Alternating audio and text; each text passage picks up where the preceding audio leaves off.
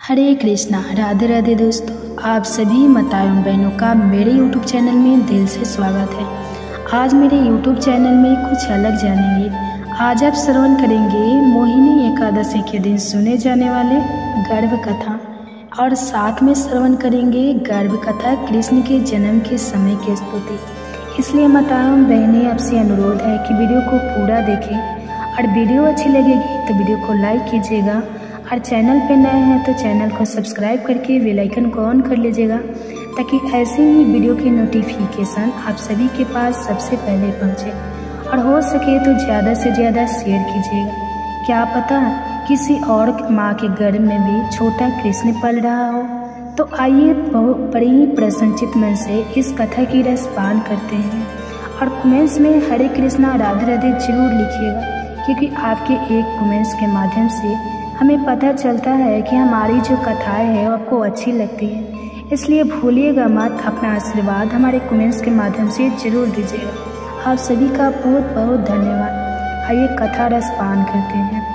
बहुत प्राचीन काल की बात है। भारतवर्ष में एक प्रसिद्ध राज्य था शंखपुरी। वहाँ धर्मनिष्ठ और सत्यनिष्ठ राजा धृतिमान राज्य करते थे। वे विष्णु भक्त थे और प्रत्येक व्रत पर्व और एकादशी का विधि पूर्वक पालन करते थे। उनकी रानी सुशील, पवित्र और पतिव्रता नारी थी, किंतु संतानहीन थी। रानी को संतान ना होने का अत्यंत दुख था। राजा भी इस चिंता से व्यथित रहते थे, परंतु वे सदैव श्रीहरि की भक्ति में लीन रहते और अपने भाग्य को स्वीकार करते थे। एक दिन राजा शिकार के लिए वन में गए। कई घंटों तक भटकते भटकते वे थक गए और एक पीपल वृक्ष के नीचे विश्राम करने लगे। वहां उन्हें एक दिव्य साधु दिखाई दिए, जिनके शरीर से तेज निकल रहा था। राजा ने श्रद्धा से उन्हें प्रणाम किया और अपना दुख उनके सामने रखा। साधु ने ध्यान मग्न होकर कहा, हे राजन, तुम्हारा भाग्य बलवान है और तुम्हारी भक्ति सच्ची है। आने वाली मोहिनी एकादशी तुम्हारे जीवन में विशेष फलदायी सिद्ध होगी। उस दिन तुम और रानी विधि पूर्वक व्रत करो। संध्या के समय भगवान विष्णु का मोहिनी रूप में पूजन करो। इस व्रत के प्रभाव से तुम्हें एक तेजस्वी संतान की प्राप्ति होगी। राजा ने प्रसन्न होकर संत को प्रणाम किया और अपने नगर लौटे रानी को सारी बात विस्तार से सुनाई और दोनों ने मिलकर मोहिनी एकादशी की तैयारी प्रारंभ की। यह एकादशी वैशाख शुक्ल पक्ष की होती है।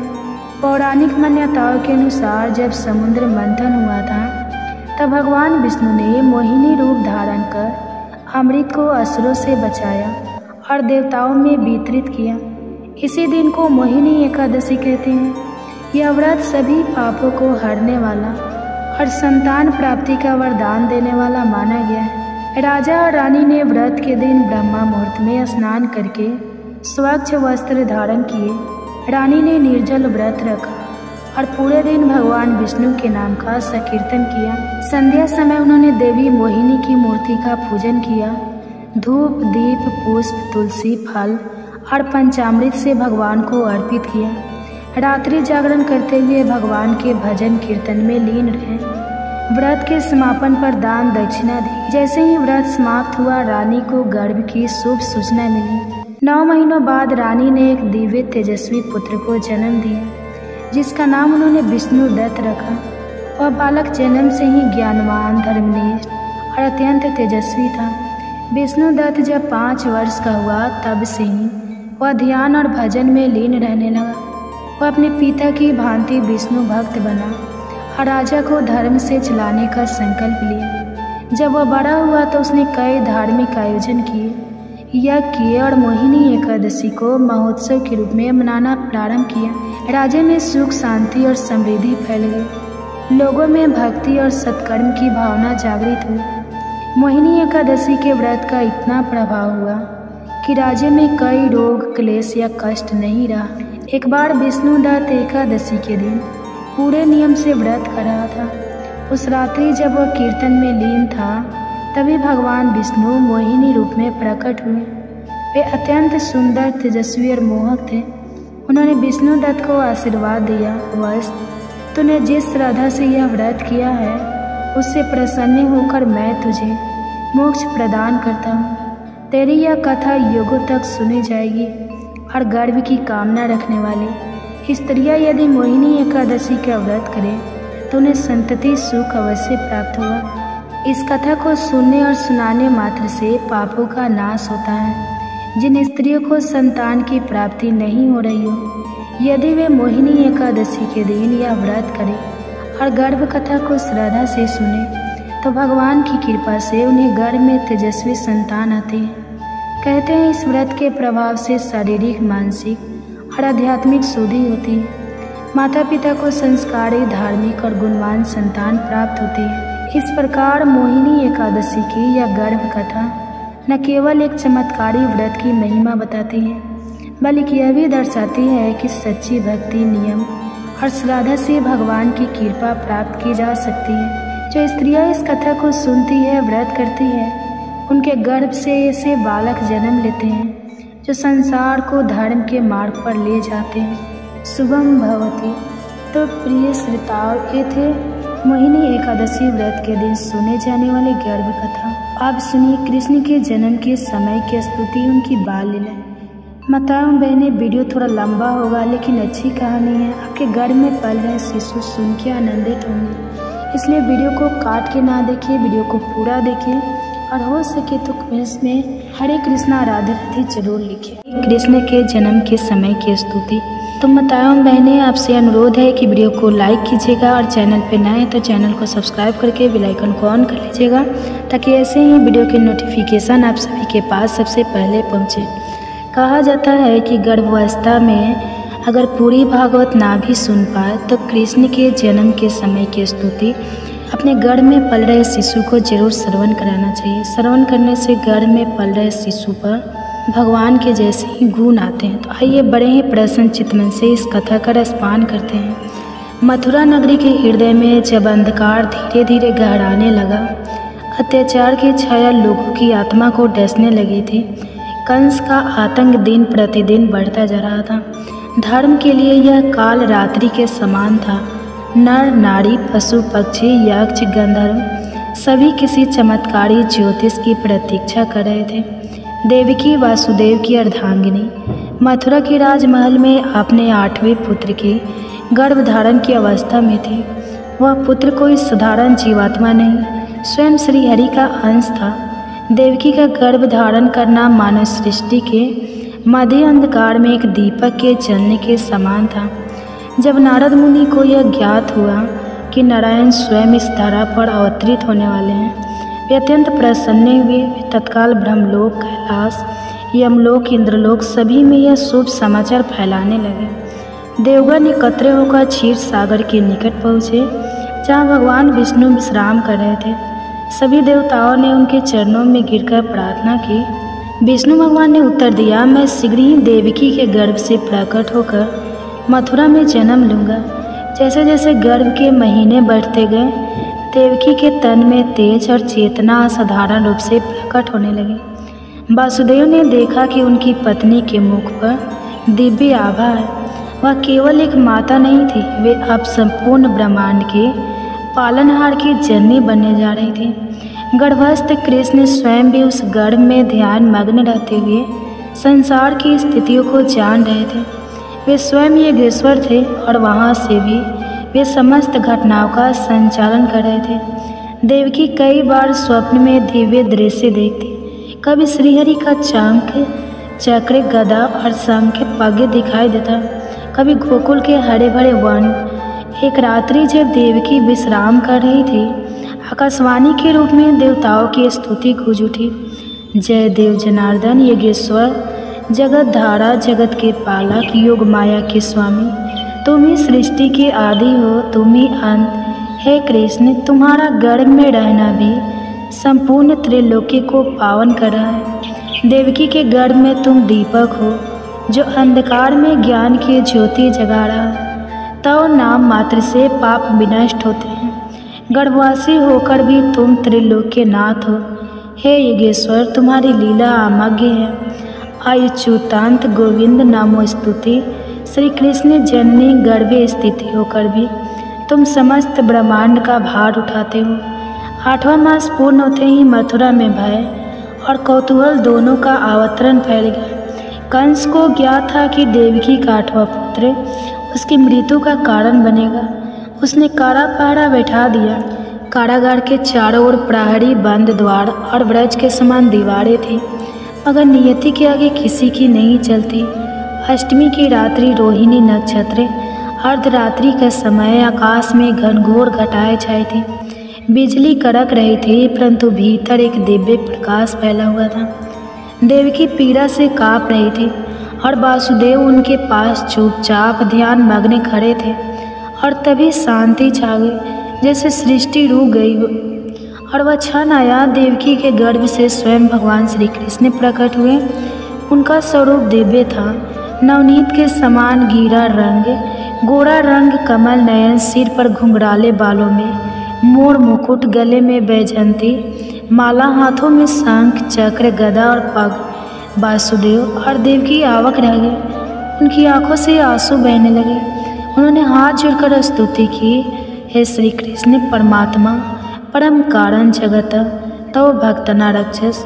हे प्रभु, आपने माता यशोदा के गर्भ में भी स्थान बनाया और आज हमारे गर्भ को पावन किया। आप ही वह दिव्य ज्योति हो जो अज्ञान के अंधकार को दूर करने आए हो। आपका यह जन्म लीला है, पर हर भक्त के लिए यह जीवन का सच्चा प्रकाश है। भगवान श्री कृष्ण ने माता पिता को आदेश दिया, मुझे गोकुल ले जाइए और वहाँ यशोदा के पास छोड़ आइए। योग माया मेरी स्थान लेगी। अचानक कारागार के सभी ताले खुल गए। पहरेदार निद्रित हो गए और यमुना मैया मार्ग देने को फूली सी सेज बन गई। वासुदेव ने श्री कृष्ण को टोकरी में रखकर गोकुल की ओर प्रस्थान किया। वर्षा हो रही थी, पर शेष नाग के फन फैलाकर उस दिव्य बालक को सुरक्षा दी। यमुना जी ने वासुदेव के चरण छूकर उन्हें मार्ग दिया। गोकुल पहुंचकर वासुदेव ने यशोदा के पास सो रही कन्या को लेकर श्री कृष्ण को वहां छोड़ दिया और लौट आए।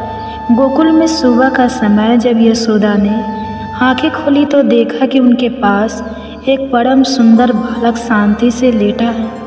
उनका हृदय ममता से भर गया। उन्होंने उसे अपने स्तनों से दूध पिलाया और नाम रखा कन्हैया। श्री कृष्ण की बाल लीला शीघ्र ही प्रारंभ हो गई।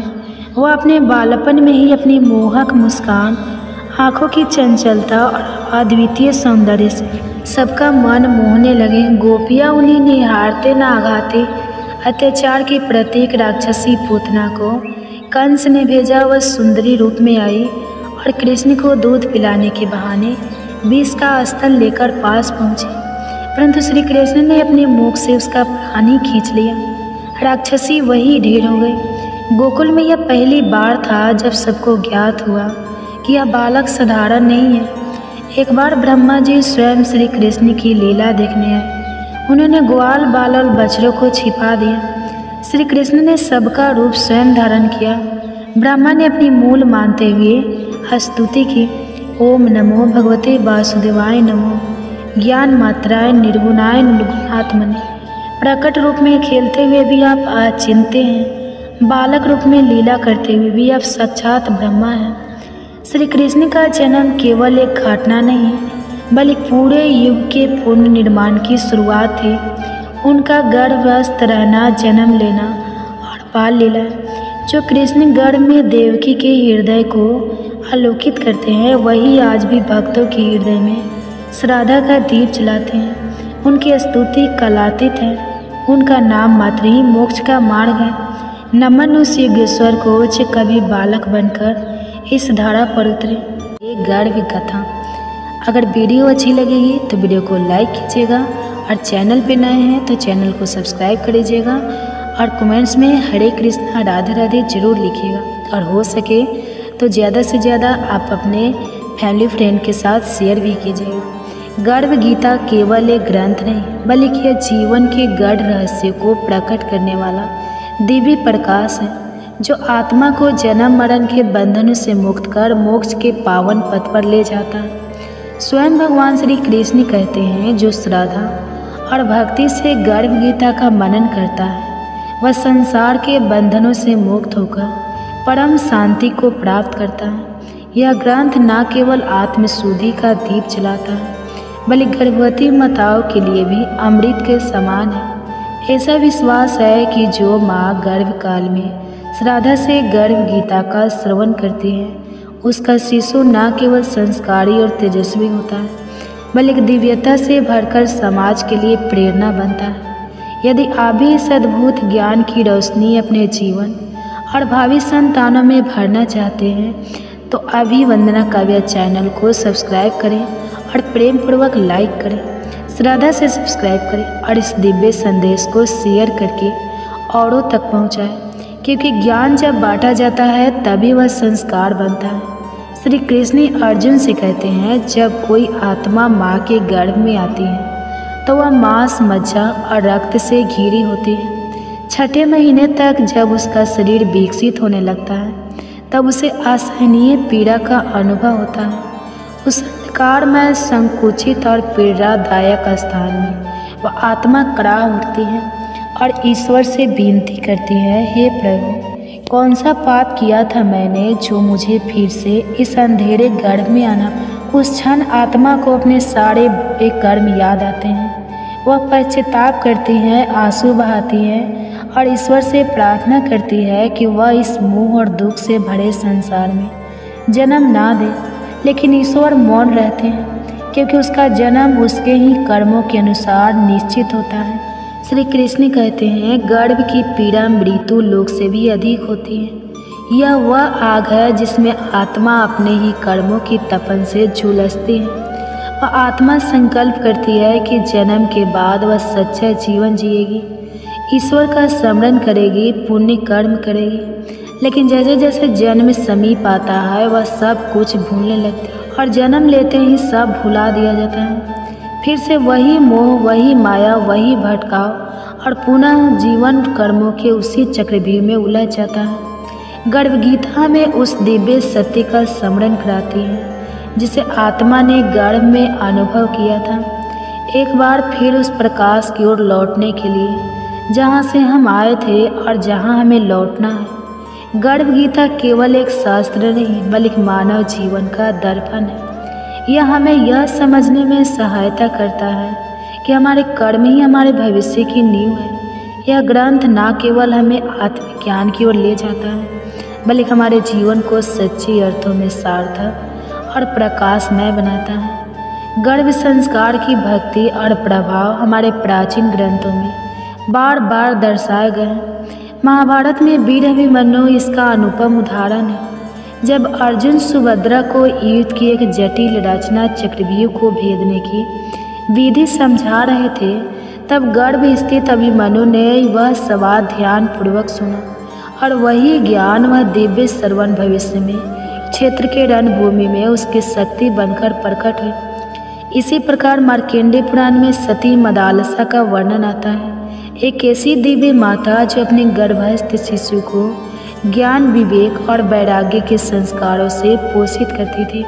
वे अपनी संतान के गुण, स्वभाव और चरित्र को उसी समय गढ़ देती थी जब वह केवल गर्भ में था। उनकी गोद में जन्म लेने वाला हर शिशु मुनियों जैसा शांत, ज्ञानी और सत्य पाठ का अनुयायी होता। गर्भ गीता और ऐसे दिव्य उदाहरण हमें यह सिखाते हैं कि गर्भ केवल जीवन की शुरुआत नहीं बल्कि आत्मा के संस्कारों का बीजारोपण है।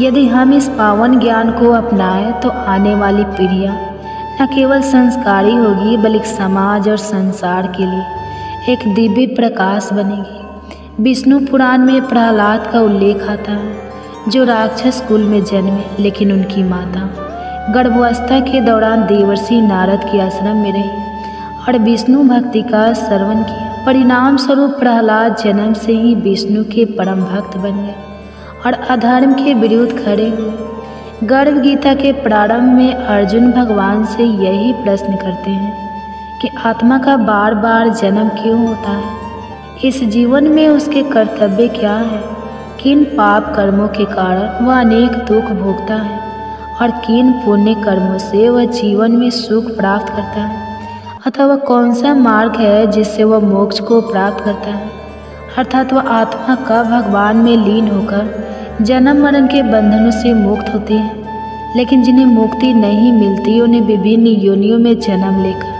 अपने पूर्व जन्मों के अच्छे बुरे कर्मों का फल भोगना पड़ता है। भगवान श्री कृष्ण मंद मुस्कान के साथ कहते हैं, हे अर्जुन, सच्चा भक्त वह नहीं जो केवल शब्दों में मेरा नाम लेता है, बल्कि वह है जो अपने हृदय में संपन्न की ज्योति प्रज्वलित करता है, जो अपने कर्मों को मेरी भक्ति में अर्पित करता है, जो मोह और अहंकार से मुक्त होकर प्रेम और सेवा के मार्ग पर चलता है। वही मेरा सच्चा भक्त है, जो मुझे केवल मंदिरों में नहीं बल्कि प्रत्येक जीव में देखता है, जो किसी को अपने से ना ऊंचा मानता है ना नीचा, जो निंदा और प्रशंसा से परे रहता है, वही वास्तव में मेरे चरणों का अधिकारी है। श्री कृष्ण की इन वाणी से अर्जुन के हृदय में भक्ति की लहरें उमड़ पड़ी। उसने श्रद्धा से सिर नवाया और निवेदन किया, हे माधव, फिर यह संसार अज्ञान में क्यों भटकता है, क्यों यह मोह माया में उलझता, इतना दुख सहता है। श्री कृष्ण बोले, हे पार्थ, यह संसार मोह का जाल है। मनुष्य अपने ही कर्मों में उलझकर जन्म और मरण के चक्र में फंस जाता है। जिसे वह सुख मानता है वही अंतर दुख का कारण बनता है। जिस दिन यह समझ जाएगा कि ना कुछ उसका था और ना कुछ उसका रहेगा, बस वही क्षण उसके मोक्ष की ओर पहला कदम होगा। श्री कृष्ण के इन वचनों ने अर्जुन के अंतःकरण को शुद्ध कर दिया। वह समझ गया कि संसार में सच्ची शांति केवल ईश्वर की शरण में जाकर अहंकार और माया का त्याग करने से ही संभव है। यह सुनकर अर्जुन गहन चिंतन में डूब गया। उसे भली भांति ज्ञात हो गया कि मनुष्य का भाग केवल उसके ही कर्मों की परिणति है। वह आगे बोला, हे केशव, यदि कर्म ही सब कुछ तय करते हैं तो क्या मनुष्य अपने कर्म बदलकर अपना भाग्य भी बदल सकता है? श्री कृष्ण ने स्नेहपूर्वक उत्तर दिया, हे पार्थ, निस्संदेह मनुष्य अपने सत्कर्मों के द्वारा अपने मनुष्य भविष्य को रूपांतरित कर सकता है। जैसे कोई अंधकार से प्रकाश की ओर बढ़ता है, वैसे ही कोई अपने दुष्कर्मों को त्याग कर पुण्य के पथ पर अग्रसर हो सकता है। जो अपने कर्म सुधार लेता है वही अपने जीवन में सुख और शांति प्राप्त करता है। अर्जुन की जिज्ञासा और भी प्रबल हो उठी। उन्होंने निवेदन किया, हे प्रभु, वह कौन सा कर्म है जो मनुष्य को सबसे उच्च स्थिति तक पहुंचा देता है, और वह कौन सा पाप है जिसके कारण उसे नरक की यातनाएं सहनी पड़ती हैं? श्री कृष्ण बोले, हे धनंजय, जो व्यक्ति परोपकार करता है, दूसरे के दुख हरता है, अपनी संपत्ति का उपयोग जन कल्याण में करता है और कभी असत्य, छल या अन्याय का मार्ग नहीं अपनाता, वह ऊंच लोकों को प्राप्त करता है और अतः मोक्ष को प्राप्त करता है। परंतु जो व्यक्ति लोभ, अधर्म और अन्याय में डूबा रहता है, जो दूसरे की संपत्ति हड़पता है और जो झूठ तथा कपट के सहारे अपनी इच्छाएं पूरी करता है, वह अपने पापों के कारण नरक की यातनाएं भोगता है। श्री कृष्ण के इन वचनों ने अर्जुन के अंदर को आलोकित कर दिया।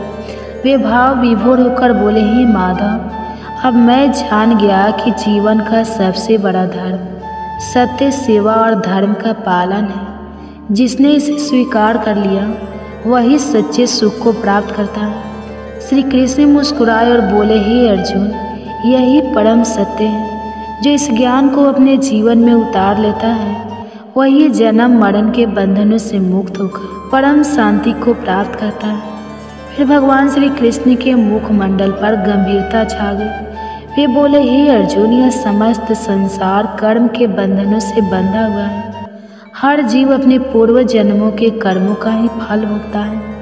अर्जुन की जिज्ञासा और भी बढ़ गई। उन्होंने पूछा, हे प्रभु, रक्त विकार उत्पन्न होने का क्या कारण होता है? भगवान श्री कृष्ण ने उत्तर दिया, हे पार्थ, जो पुरुष प्राय स्त्रियों के साथ कपट करता है, जो अपने सुख और संपत्ति के लिए दूसरों का अपमान करता है, और अगले जन्म में रक्त विकार जैसी पीड़ाओं से ग्रस्त होता है। अर्जुन ने पुनः पूछा, हे माधव, कोई व्यक्ति निर्धन क्यों जन्म लेता है? श्री कृष्ण बोले, हे अर्जुन, जो मनुष्य कभी भी दान नहीं करता, जो अपने धन को केवल अपनी सुख सुविधा में लगाता है और किसी भी सहायता नहीं करता, वह अगले जन्म में निर्धनता का जीवन पाता है।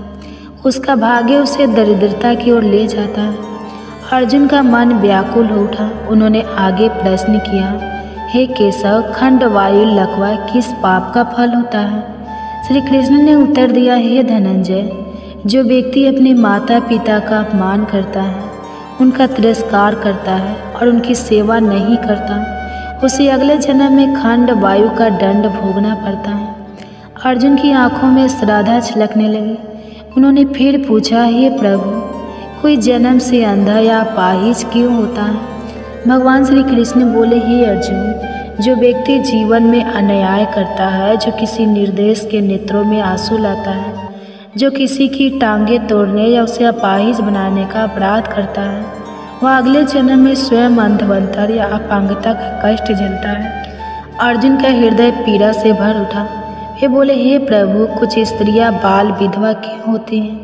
श्री कृष्ण उत्तर देने लगे, हे अर्जुन, जो स्त्रियां अपने पति के साथ छल करती हैं, जो अपने जीवन को झूठ और कपट से चलाती हैं, वे अगले जन्म में बाल विधवा बनती हैं। ऐसे कर्म उन्हें दुख और पीड़ा के पथ पर ले जाते हैं। अर्जुन ने एक लंबी सांस ली और पूछा, हे माधव, यदि कर्म ही सर्वश्रेष्ठ है तो क्या मनुष्य अपने कर्मों को बदलकर अपने भविष्य को भी बदल सकता है?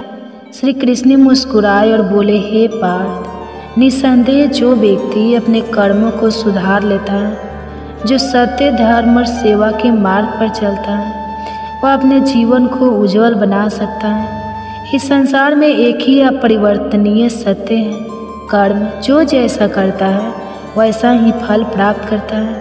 अर्जुन ने हाथ जोड़ते हुए कहा, हे प्रभु, आपने जो ज्ञान दिया उसने मेरे अंतःकरण को शांति से भर दिया है। अब मैं जान गया हूँ कि जीवन में सबसे बड़ा धर्म सत्य, भक्ति और सेवा है। भगवान श्री कृष्ण मुस्कुराए और बोले, हे अर्जुन, जो इस ज्ञान को अपने जीवन में उतारेगा वह जन्म मरण के बंधन से मुक्त होकर परम शांति को प्राप्त करेगा। फिर श्री कृष्ण ने अर्जुन की ओर करुणा भरी दृष्टि डालते हुए कहा, हे पार्थ, निसंदेह मन अत्यंत चंचल और बलशाली है। यह उन्मत्त हाथी के समान है जो बिना लगाम के विपरीत दिशाओं में दौड़ता रहता है, परंतु हे अर्जुन, इसे संयम और निरंतर अभ्यास से नियंत्रित किया जा सकता है। अर्जुन ने एक लंबी सांस ली और पूछा, हे माधव, यह अभ्यास और संयम कैसे किया जाए? क्या कोई सरल मार्ग है जिससे मन को वश में किया जा सके? श्री कृष्ण ने मधुर मुस्कान के साथ उत्तर दिया, हे धनंजय, आप सभी के गर्भ में पल रहे शिशु पर कान्हा जी का आशीर्वाद सदैव बनी रहे। आज आप हमारे चैनल पे श्रवण करेंगे गर्भ कथा। हमारे पुराणों में अनेक प्रसिद्ध कथाएं हैं जो मनुष्य को जीवन की सही राह दिखाने में मदद करती हैं। आज ऐसे ही एक संपूर्ण कथा आपको सुनाने जा रही हूँ, जिसे गर्भ में संतान सुनकर अनेक शिक्षाओं के साथ प्रसन्नता तो पाएंगे ही, साथ ही माताएं समझ पाएगी कि गर्भकाल की शिक्षा का कितना अधिक महत्व होता है। तो आइए प्रारंभ करते हैं। उससे पहले हम कथा प्रारंभ करें, आप कथाओं में खो जाए उससे पहले माताओं बहनें, आपसे अनुरोध है कि वीडियो अच्छी लगेगी तो वीडियो को लाइक कीजिएगा और चैनल पे नए हैं तो चैनल को सब्सक्राइब करके बेल आइकन को ऑन कर लीजिएगा, ताकि ऐसे ही गर्भ कथा का नोटिफिकेशन आप सबके पास सबसे पहले पहुँचे। और हो सके तो ज़्यादा से ज़्यादा शेयर कीजिएगा। और वीडियो अच्छी लगेगी तो कमेंट्स में हरे कृष्णा राधे राधे जरूर लिखिएगा। तो आइए प्रारंभ करते हैं। जब भगवान बराह ने पृथ्वी को समुद्र से बाहर निकाल हिरण्यकश्यप को मारकर पृथ्वी को आतंक से मुक्त किया था, तब उसका भाई हिरण्यकश्यप बहुत गुस्सा हुआ। उसने तय किया कि वह अपने भाई का प्रतिशोध अवश्य लेगा। उसने खुद को अजय और अमर बनाने के लिए हिमालय पर जाकर घोर तपस्या आरंभ की।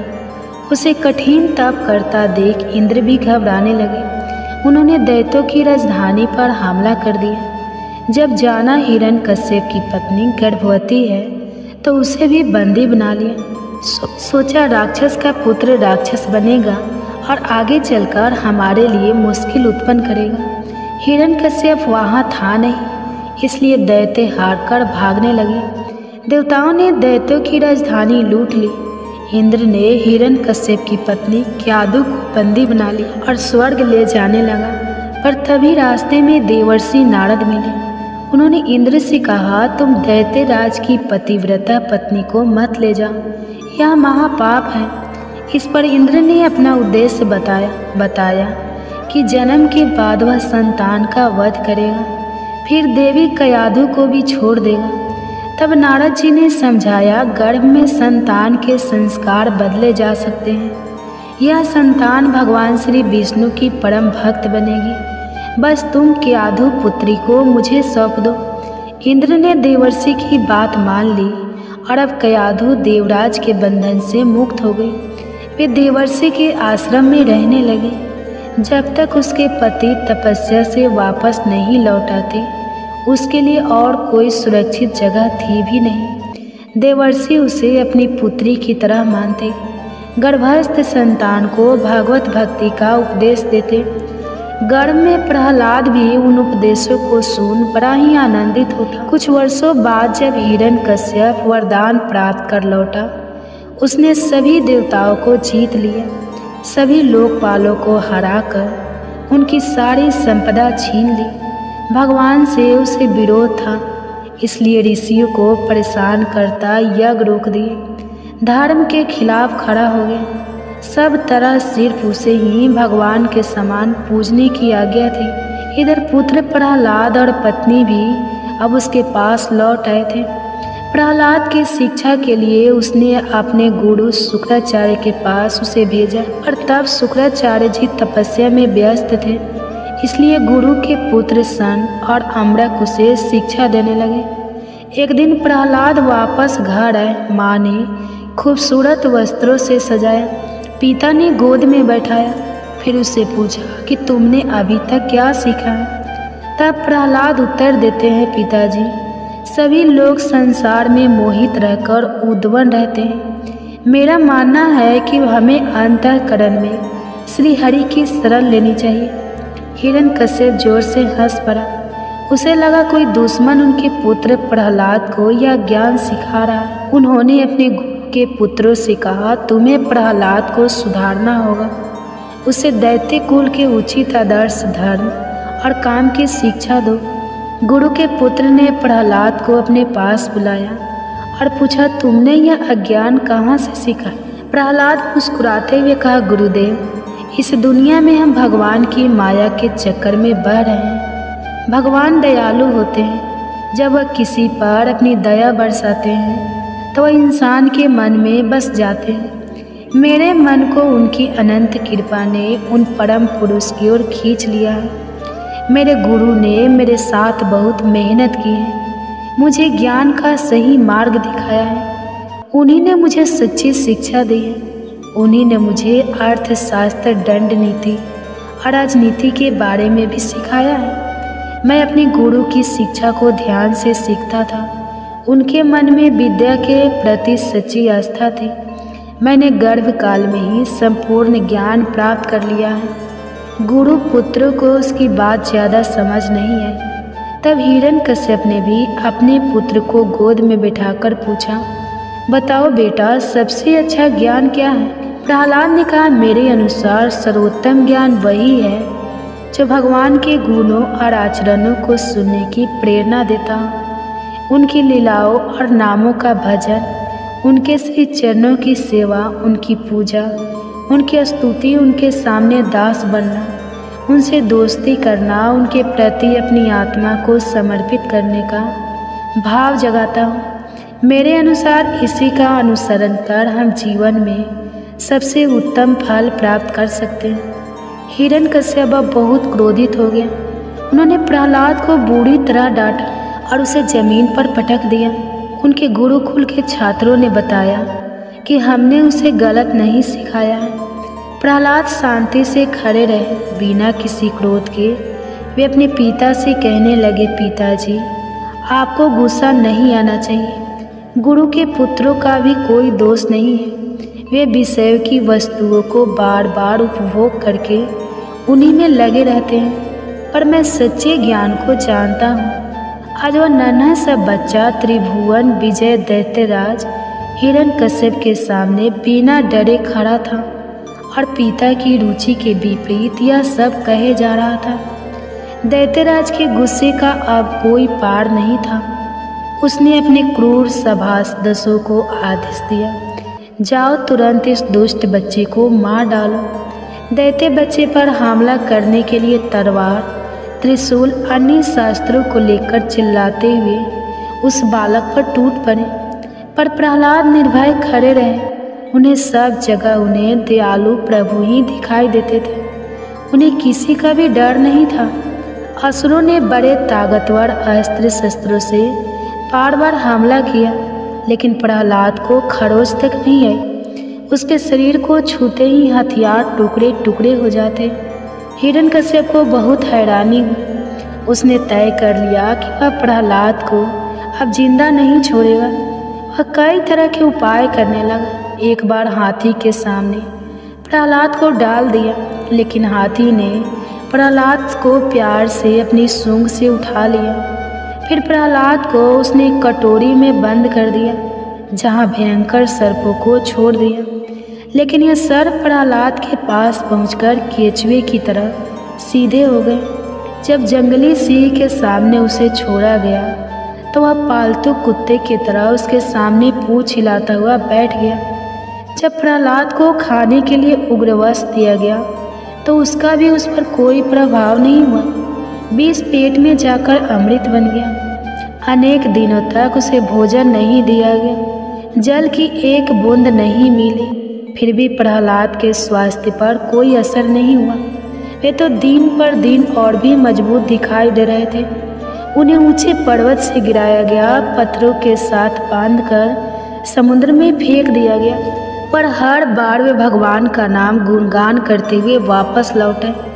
इतना सब होने पर हिरण्यकश्यप की बहन होलिका ने कहा, भैया मैंने तप करके एक विशेष वस्त्र पाए हैं। वे वस्त्र अग्नि में नहीं जलते, इसलिए मैं उन वस्त्रों को पहनकर प्रहलाद की गोद में लेकर अग्नि में बैठ जाऊंगी। तब देखते ही कौन सी माया उसे बचा पाएगी। हिरण्यकश्यप को प्रस्ताव पसंद आया और ऐसे ही व्यवस्था की गई। परंतु भगवान की लीला यहाँ भी सबने देखी। होलिका का वस्त्र उड़ गया और वह जलकर खाक हो गई। वही प्रहलाद का बाल भी बाका नहीं हुआ। उसने पुनः अपने पिता को समझाया, भगवान से नफरत करना बंद करो। भगवान नाम का प्रभाव देखो कि अग्नि भी मुझे शीतल लगती है। अभी भगवान श्री हरि का नाम लो और संसार के सारे तपों से मुक्त हो जाओ। राक्षस राजा हिरण्यकश्यप के साथ कई राक्षसों ने उसे माया के साथ डराने के अनेक प्रयोग किए, लेकिन प्रहलाद के सामने माया की भी एक नहीं चलती। जैसे ही वे अपनी आंखें उठाते, मायावी दृश्य समाप्त हो जाते। हिरण्यकश्यप अति क्रोध में भरकर प्रहलाद को सभा में बुलाते हैं और गुस्से में पूछते हैं, कहाँ है तेरा भगवान? क्या तुम इसे खंबे में भी देखते हो? तब प्रहलाद ने कहा, हाँ पिताजी, मैं उन्हें यहाँ भी देखता हूँ। तब क्रोध में सिंहासन से उठकर उसने बड़े जोर से खंबे को एक घूंसा मारा। उस खंबे में से एक महाभयंकर दहाड़ उठी, जैसे सारा ब्रह्मांड फट गया हो। सभी लोग भयभीत हो गए। हिरण्यकश्यप भी इधर उधर देखने लगा।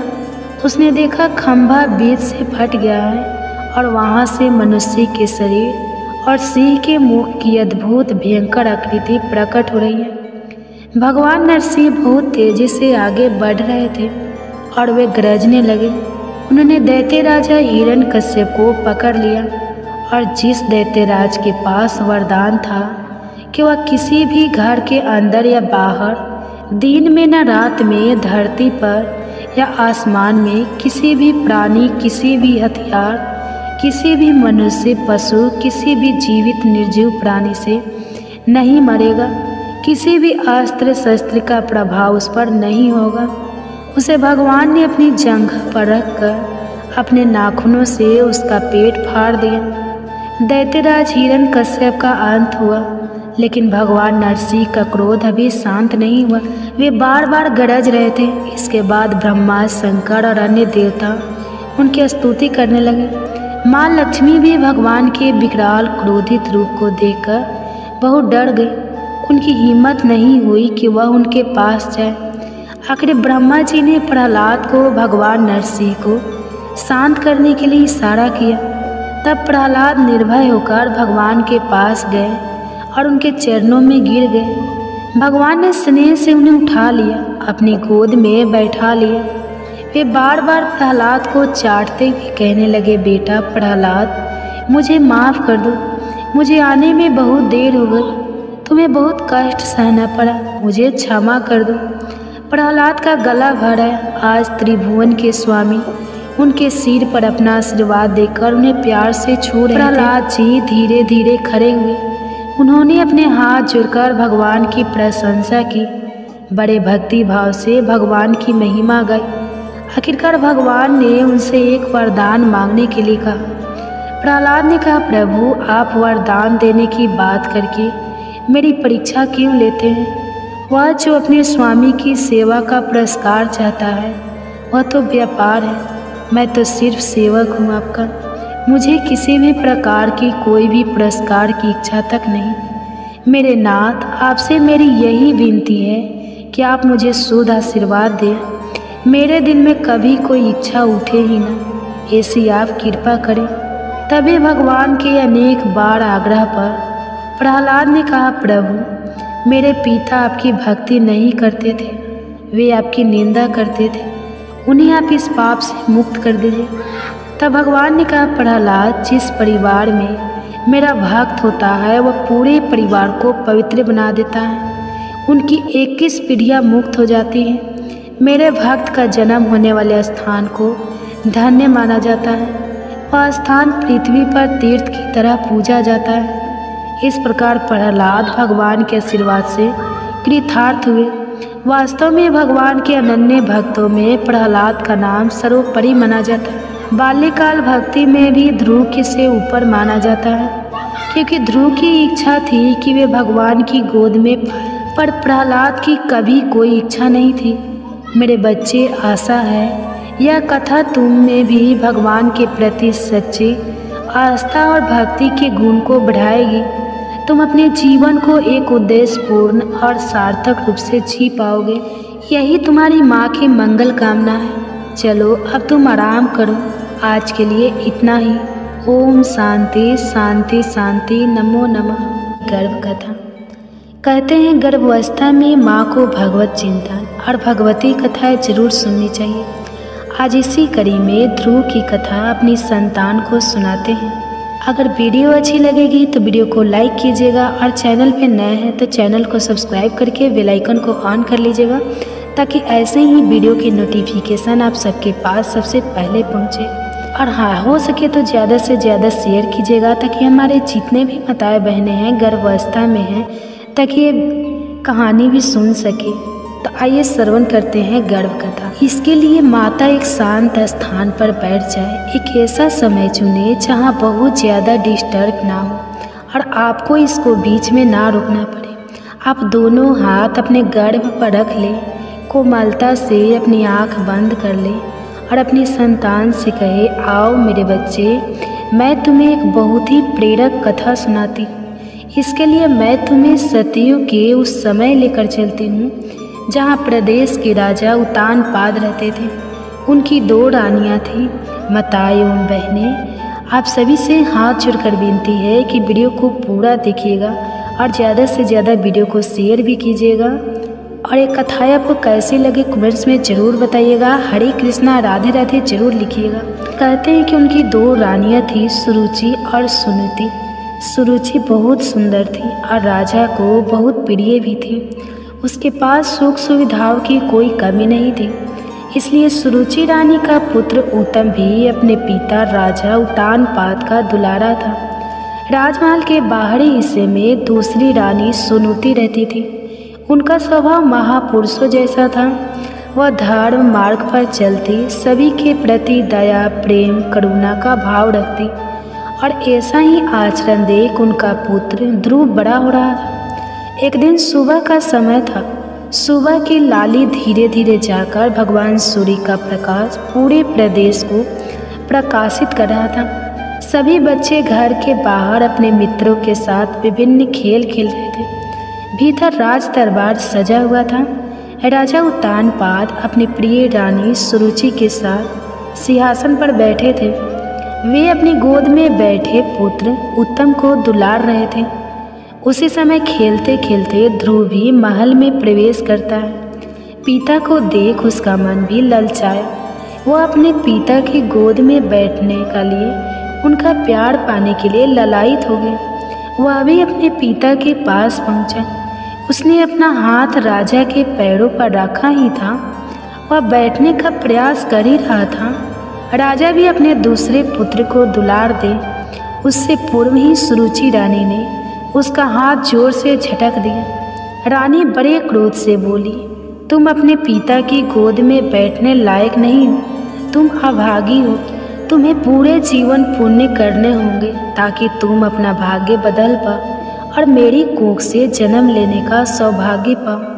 तभी तुम पिता का प्रेम और दुलार पा सकते हो। राजा उत्तानपाद को थोड़ा बुरा लगा, पर वे अपनी प्रिय रानी के विरुद्ध जाने का साहस नहीं कर सकते थे। ध्रुव नन्हा सा बालक अपनी सौतेली माँ की बातें ठीक से तो नहीं समझ पा रहा था, पर वह इतना समझ चुका था कि सबके सम्मुख उसका अपमान हो रहा है और उसमें उसके पिता भी उसका साथ नहीं दे रहे।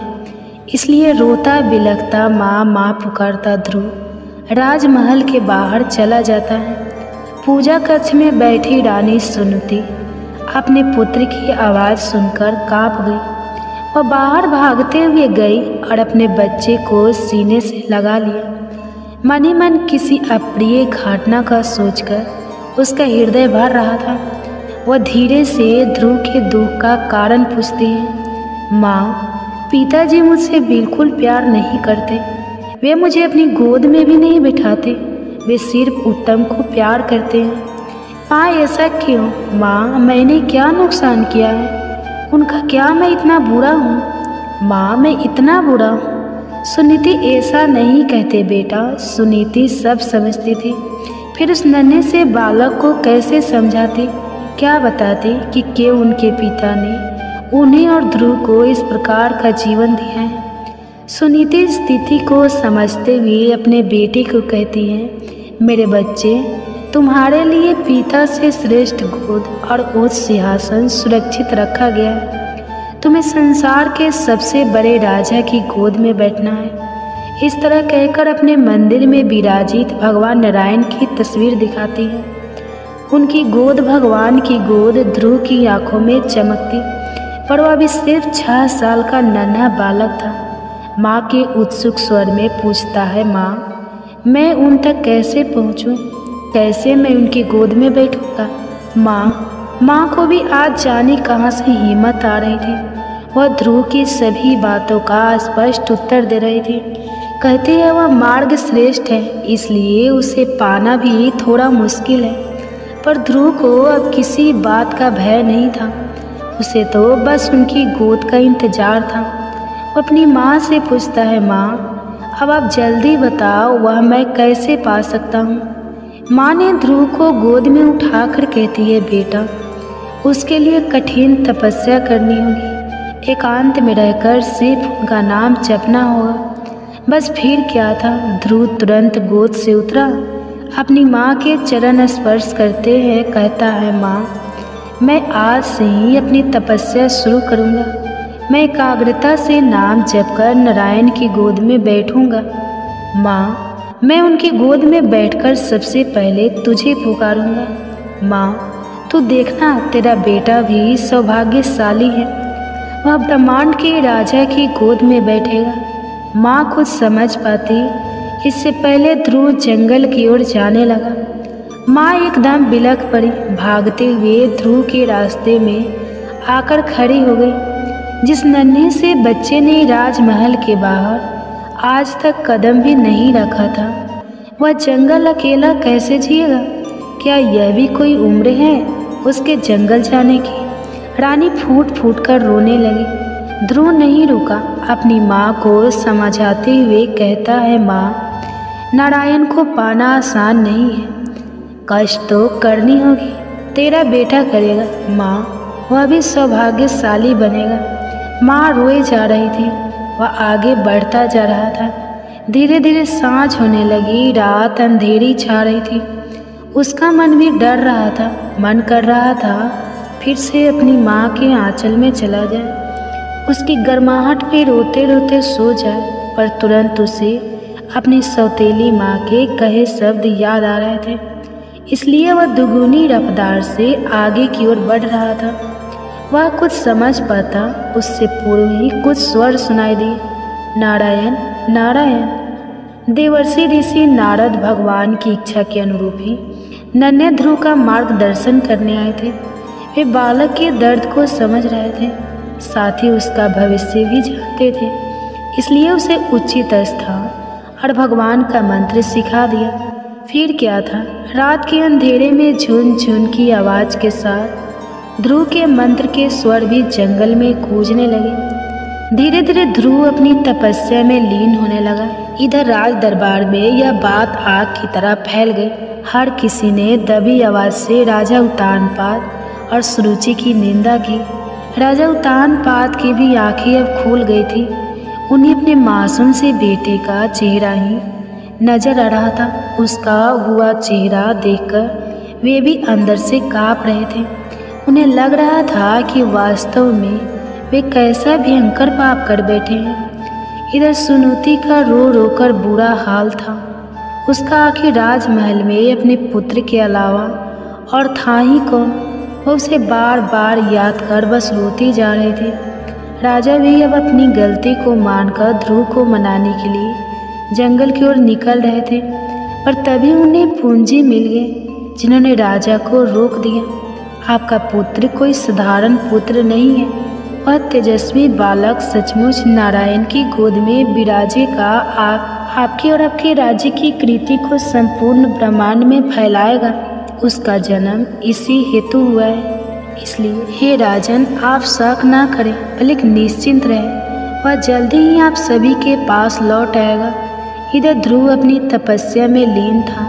जंगली जानवरों की आवाज़, उनके सताने का भय आसपास हमेशा बना रहा था। कभी बंदरी के समीप उसके बच्चे को लिपटा देखता तो उसका मन भी भरता, पर वह किसी भी कीमत पर लौट जाना नहीं चाहता था। 6 साल के बच्चे का ऐसा दृढ़ निश्चय कि अनेक प्रलोभन, अनेक भय दिखाने पर भी वह नारायण जब से अलग नहीं हुआ।